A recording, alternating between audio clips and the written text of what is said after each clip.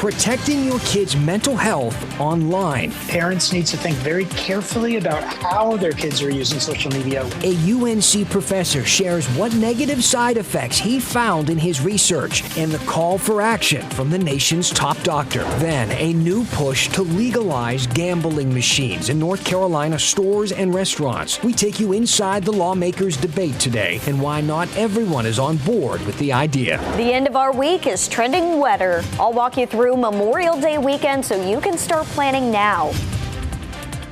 Right now at 7 o'clock, we begin with breaking news. 5 young people facing charges stemming from threats made against Chatham Middle School. Thanks for joining us. I'm Dan Haggerty. And I'm Deborah Morgan. Authorities say the threats were made on social media. Mark Boyle is following this story in the WRAL Live Center. Mark?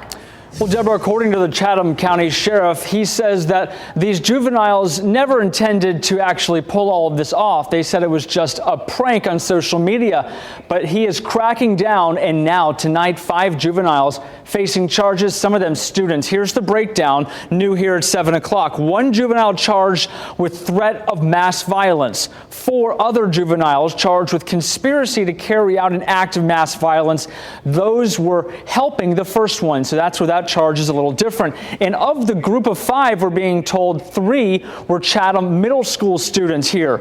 Investigators are telling us that this threat came out on social media on May 14th, that something would happen the following day on the 15th, and investigators followed these leads. There's been so many of these school threats, and the sheriff again says it is important for parents to pay attention. They are taking all of this seriously, and tonight they are absolutely doing so with all of those charges. Back to you. Very seriously. Mark, thank you. Well, all students are safe after authorities found a pellet gun at a Wake County Middle School today. River Oaks Middle School went on code red lockdown this morning for about 3 hours. A student reported another student had a weapon. The school said all students were allegedly passing that weapon to each other. Raleigh police are investigating. The school system says the students involved will be disciplined. Now in Durham, officials say a parent called C.C. Spalding Elementary this morning and threatened to blow up the entire school and everyone in it. School district officials say this happened after a Zoom meeting and the school was placed on lockdown. The parent is accused of making several threats to different staff members. School officials say police responded to the suspect's address. Well, tonight we're taking a closer look at how social media is affecting children right here in North Carolina after the nation's top health official issued a warning about its risk to young people. Professors at UNC have been studying this for years. They say more than 50% of kids in our state can't quit social media even if they want to. WRL's Brett Neese is live in Raleigh after speaking to one of those professors. Brett, there are some warning signs out there for parents when this might be having a negative impact on their kids. That's right. That's what that study was all about, Dan. And I talked with a recent high school graduate who tells me that sometimes her phone can be the distraction that she needs. Other times, it's a distraction that keeps her from other priorities. Hallie Brew is well aware of her social media use. You know, like any 19-year-old, probably too much. Snapchat is a main form of communication. TikTok. Endlessly scrolling. She's also well aware of how it can affect her mental health. You see all of these fitness influencers where that's their job to exercise and you're like, I don't look like that. The Surgeon General released a 25-page advisory because of the mental health risk social media poses. Professor Mitch Prinstein at UNC has studied this issue for years. It can affect sleep. It can affect how the brain develops. It can affect our exposure to cyber hate and how that influences our psychological development. The nation's top doctors calling for tech companies and lawmakers to take immediate action to protect kids' mental health on social media. Until that happens, Princeton says there are things you can do. Use the screen controls that make sure that kids are spending only the amount of time on which specific apps and with what content you believe is best for them. Princeton also says that it's important to teach kids about social media literacy so that when they are scrolling through their phone, they understand what that information is that they're seeing and where it's coming from. Dan? All right. Important stuff. Brett Neese, live for us in Raleigh. Thanks, Brett. Well, neighbors in Durham say a shooting at a public housing complex set children running for cover this afternoon. It happened at the Cornwallis Road housing complex just after 2 p.m. The WRAL Breaking News Tracker was on the scene, and you can see bullet holes left behind in a tree there. Durham police say one man was shot and taken to the hospital. He is expected to recover. So far, no arrests in this case. WRAL Investigates has learned a 17-year-old Durham father is charged with murdering his 6-month-old baby girl. James Galen Cruz was initially facing charges as a juvenile, but his attorney says he's now being prosecuted as an adult. Durham police never sent out a news release about the incident, but after we asked questions, they told us the murder happened on Windrush Lane in the eastern part of the city in late February. Galen Cruz was charged in April. Court documents reveal the baby suffered broken vertebrae and spinal cord hemorrhaging. Police say Galen Cruz also had been charged with assaulting the baby in October of last year. Galen Cruz's sister and their parents face charges as well for negligent child abuse for leaving the baby alone with her father.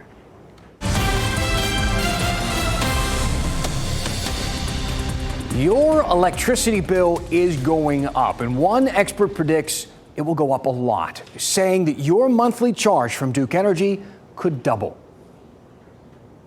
Given my estimate of the revenue impact of the company's MYRP and non-MYRP spend over the next 3 years, current rates will approximately double between now and the end of the company's next rate case. If you're doing your math on your personal account, that's a lot of money. It's a big increase. That was the bombshell that came out during Duke Energy's rate hearing before the North Carolina Utilities Commission. You might have seen the story on WRAL. A WRAL Investigates team did this during the 6 o'clock news tonight. If you haven't checked it out, please do. It's on WRAL.com right now. But the crux of it was Duke Energy says they need the money. And if they don't get it, well, we'd go from having some of the most affordable electricity in the country to some of the most expensive in just a matter of a few years. And it made me curious how a publicly traded for-profit company can also provide critical infrastructure, balancing profits with your best interests. So let's go in depth. And let's start with who owns Duke Energy? Well, maybe you do. If not, you can buy a piece for about $91. $90. That's the current cost for one share of Duke Energy Corp stock. Like I said, Duke Energy is a publicly traded company, and shareholders call the shots. Now, while you may have just spent $91 for a seat at that table, keep in mind the world's largest investment firms, Vanguard and BlackRock, they have over 110 million seats at Duke's table, and they're the top two investors. Those two companies like to make money. A Yahoo Finance report from April found that 65% of Duke Energy is currently owned by institutions like that. And again, traditionally, they are motivated by profits, and they do make profits every year. In fact, $4.1 billion in 2022 alone, which included $2.56 billion in net income, which is all the money left over after salaries and expenses and taxes and everything else. That's pure profit. Your money in the billions. If you don't like that, well, too bad. Duke Energy's the only show in town. They have a monopoly. There's no competition. There's no Acme Energy that you can switch over to, which is where the Utilities Commission comes in, the group deciding on this recent rate hike. People appointed by the governor to oversee Duke Energy and to make sure that they don't treat you unfairly while they make their billions.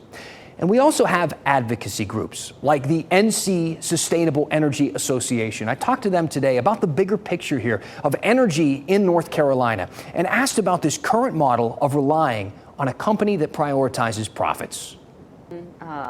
Just reminding you guys, you're still under oath, and we will continue on with questions from commissioners. Commissioner Kimmerite. I have just a couple of questions about the PIMS and specifically about metrics B and C that you testified to. One mechanism to do that. I think higher customer charges is another way to do that, and net loss revenues for energy efficiency obviously is one step towards that goal. Supported rate design, the use of multiple cost recovery. That was actually the wrong soundbite. I just knew at home you were dying to see more of that commission meeting because of how exciting it was. So I thought maybe we'd just show that to you again. The person from the association I talked to described what they're doing in South Carolina. See, the people to our south are doing something a little bit different. when it comes to Duke Energy. They have customers in South Carolina that they think could save between $285 million and $362 million a year by switching up the method in which they get their energy provided to them. In March, House Republicans in North Carolina introduced similar legislation for a similar study in our state. House Bill 503. It cites the Christmas power outage as kind of a last straw, asks for options, including the idea to even partner with South Carolina in the efforts that they might consider down there. That bill is currently assigned to a committee, so we'll see what happens next. Now, listen, this isn't some anti-Duke Energy story. I know I might get accused of that. These types of monopolies exist for a reason, and I'm happy to bore you with all the history if you'd like that. And I'm fully aware that keeping the lights on for a state of 10 million people who like their homes at a brisk 71 degrees in the Carolina summer is an impressive feat, regardless of the cost. I have a lot more thoughts on this, but I'm told less is more. And at the risk of rambling here, I would like to turn things over to you. So let me know what you think. Send me your thoughts to dan@WRAL.com. What did I miss? What else should we be considering here? Tell me what's on your mind, and we'll go in depth. Well, an effort is underway to legalize gambling machines in North Carolina. Coming up, a look at both sides of the debate and whether the money for education would outweigh the gambling problems the machines could create. Plus, Memorial Day weekend won't just draw vacationers to the beach. We're tracking sharks off the coast of the Carolinas. Kat? And probably an area of low pressure off the coast of the Carolinas as well for the weekend. The trend more inland, and I'll let you know what this means for our weekend forecast on Futurecast coming up.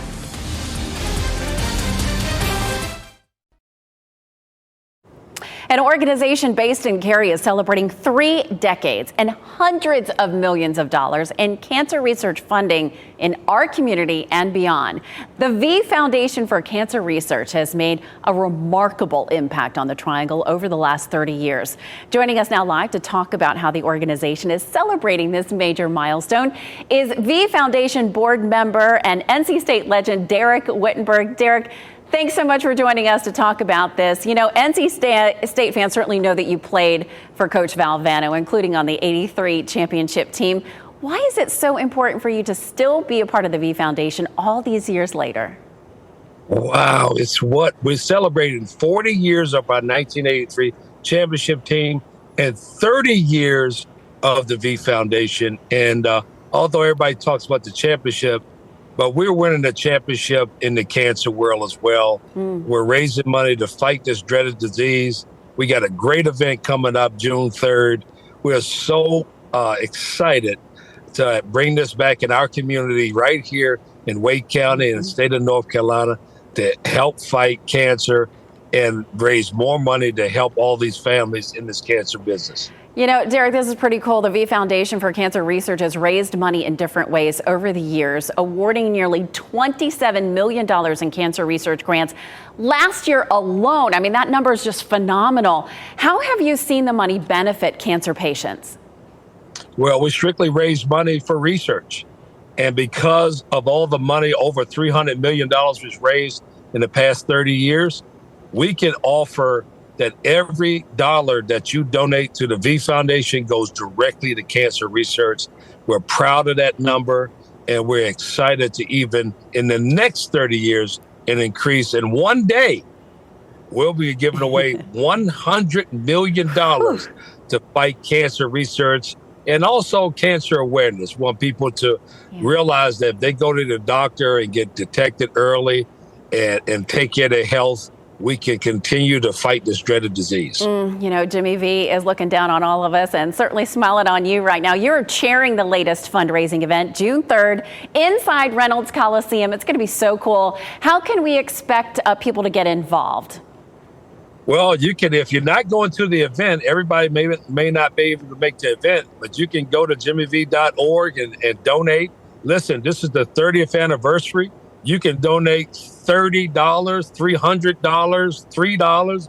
We don't care. We want you involved because all of us are affected by cancer. It's going to be a family member, a friend. Somebody's going to be diagnosed with cancer. So we want to be able to really help these investigators and these researchers find a cure and also help these people, you know, thrive and survive during this cancer ordeal because we all are going to deal with it. So we're excited about the work we have done.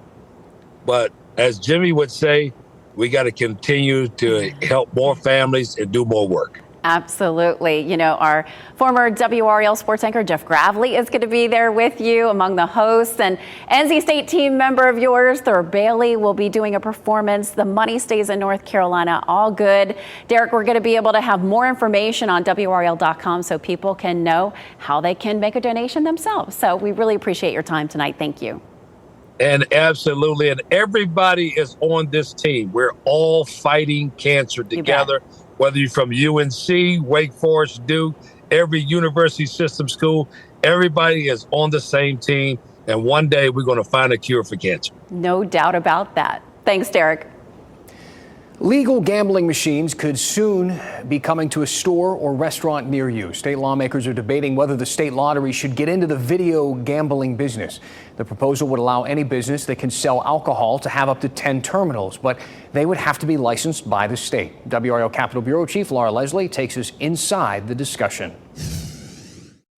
The sponsor of the bill says its goal is to shut down sweepstakes parlors and other illegal gambling operations by replacing them with legal video gambling run by the state's lottery commission. It would bring in extra money for education, but critics say the cost would be too high. North Carolina banned video poker and internet sweepstakes games back in 2006, but you don't have to look very far to find them anyway. That's thanks to conflicting court rulings about the game's legality and a lack of law enforcement manpower to shut them all down. But the real reason that these things flourish is because people play them.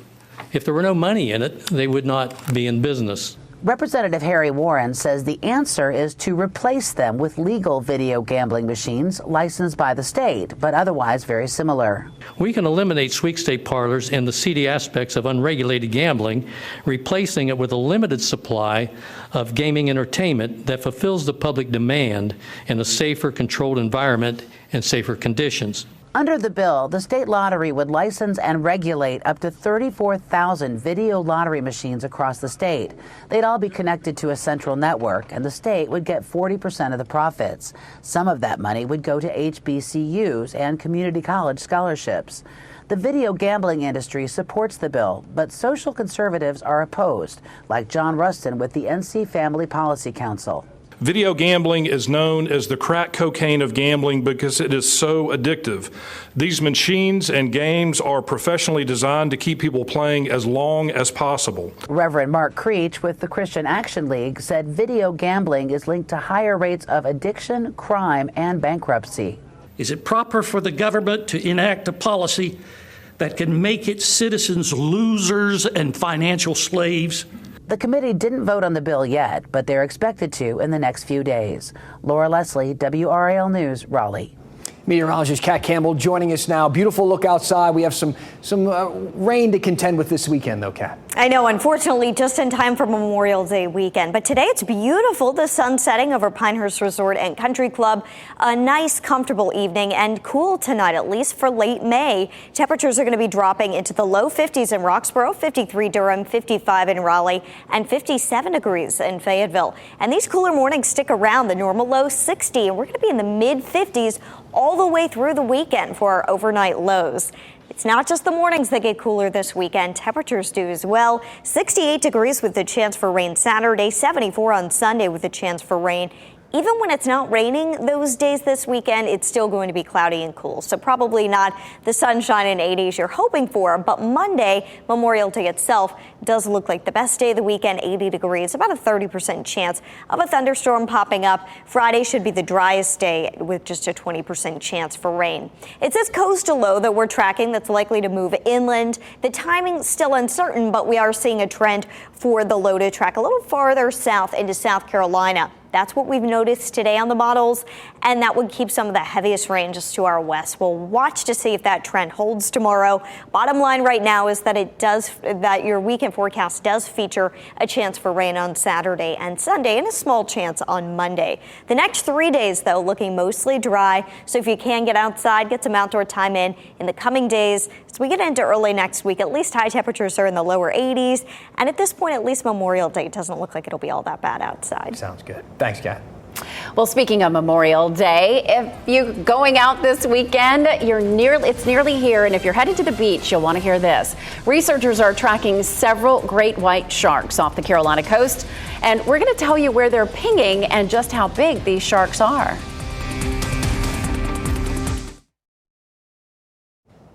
A trio of Camp Lejeune Marines is being honored for saving the life of a stranger. Lance Corporals Colton Allen, Christopher Butemeyer, and Aidan Murray received the Navy and Marine Corps Achievement Medal. While in training in Estonia, they discovered a man suffocating in a local restaurant. One soldier worked to revive him, another monitored his pulse, and a third went and called for help. Thanks to their work, the man in the restaurant survived. That's wonderful. Well, if you're planning a beach trip this Memorial Day weekend, here's a reminder: sharks are off the coast. Crystal, a 600-pound tiger shark, pinged near the Outer Banks yesterday. 3 other sharks pinged in the same area this month near Myrtle Beach. Breton, a 1,400-pound great white, pinged yesterday. Researchers with OSearch have tagged hundreds of sharks all over the world. They recently wrapped up an expedition off of our coast. For more details on the sharks near us, you can read the story at WRAL.com. A North Carolina native will star in a remake of The Color Purple. The movie musicals trailer came out today. Fantasia will play Celie. The High Point native starred in the same role when the show was on Broadway. That show received several Tony nominations. The original 1985 movie received 11 Oscar nominations. The remake is set to come out on Christmas Day. Congratulations to her. Yeah. Loved watching her since American Idol. I know. It was pretty cool. Thanks so much for joining us here on WRAL News. Our next newscast is at 10 on Fox 50 and at 11 on WRAL. Have a great night.